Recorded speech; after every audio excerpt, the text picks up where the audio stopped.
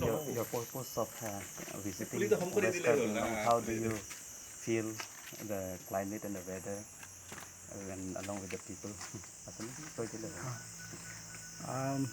hamren জিলাখন আসলতে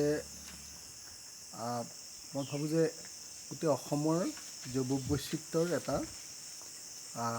ভঁৰালৰ নিচিনা।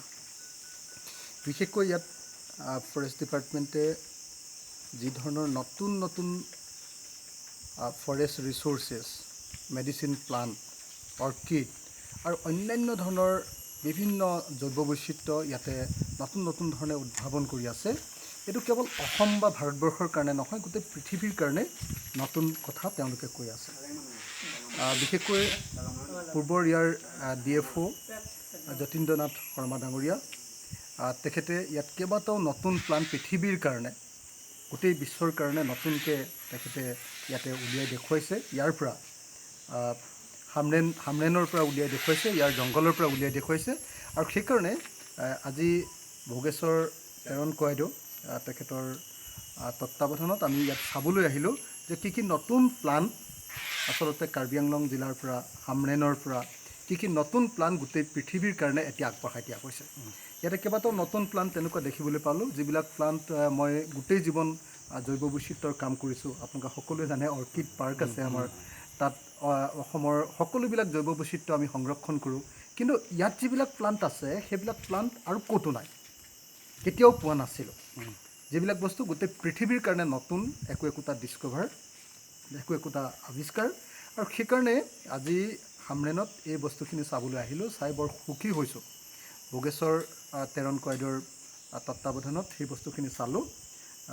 আপোনালোকে সকলোৱে আমি জনা দৰকাৰ যে যতীন্দ্ৰ শৰ্মা যিজন আগৰ DFO আৰু এতিয়াৰ কনজাৰ্ভেটৰ, তেখেত অসমৰ সমাজ জীৱনৰ কাৰণে বহুতে হয়তো চিনি নাপাব পাৰে, কিন্তু গোটেই পৃথিৱীৰ বুটানিষ্টসকলৰ কাৰণে আৰু গোটেই পৃথিৱীৰ বায়'ডাইভাৰ্চিটিৰ ওপৰত কাম কৰা মানুহবিলাকৰ কাৰণে এজন চিনাকি মানুহত পৰিণত হৈছে।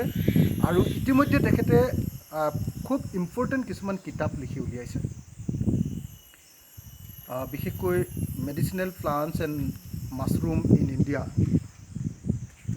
সেই 2 খণ্ডৰ তেখেতৰ নতুন যিখন কিতাপ, সেই কিতাপখন আচলতে বায়'ডাইভাৰ্চিটিৰ জগতলৈ এটা ডাঙৰ অৱদান। আৰু সেইকাৰণে হামৰেনে খুব হাত বাউলি দি মাতি আছিলে, অসমৰ সম্পদৰ ভঁৰাল এই হামৰেন, সম্পদৰ ভঁৰাল এই কাৰ্বি আংলং, তালৈ এবাৰ আহি ভালকৈ গোটেই বস্তুখিনি চাবৰ কাৰণে যত্ন কৰিছোঁ, বস্তুখিনি বুজিবৰ কাৰণে যত্ন কৰিছোঁ। যেনেকৈ ধৰক ৰূপহী থেকেৰা, আজি হামৰেনৰ এই ফৰেষ্ট অফিচত যিটো ৰূপহী থেকেৰাৰ পুলি আছে, এই পুলিটো আমাৰ তাত বেলেগ ধৰণৰ হয়, ফ্ৰুইটটো প্ৰায় একে ধৰণৰ, কিন্তু আমাৰ তাত ৰূপহী থেকেৰাৰ এনেকুৱা ধৰণৰ চেহেৰা, এনেকুৱা ধৰণৰ মই কি ক'ম, এনেকুৱা ধৰণৰ স্বাস্থ্য, হেল্থ এনেকুৱা ধৰণৰ নহয়। কিন্তু ইয়াত যথেষ্ট ভাল আৰু ফ্ৰুইটো বহুত বেছিকৈ লাগে। গতিকে এনেকুৱা বহুত ধৰণৰ নতুন নতুন আৱিষ্কাৰ ইয়াত হৈছে, নতুন নতুন ধৰণৰ কাম ইয়াত হৈছে।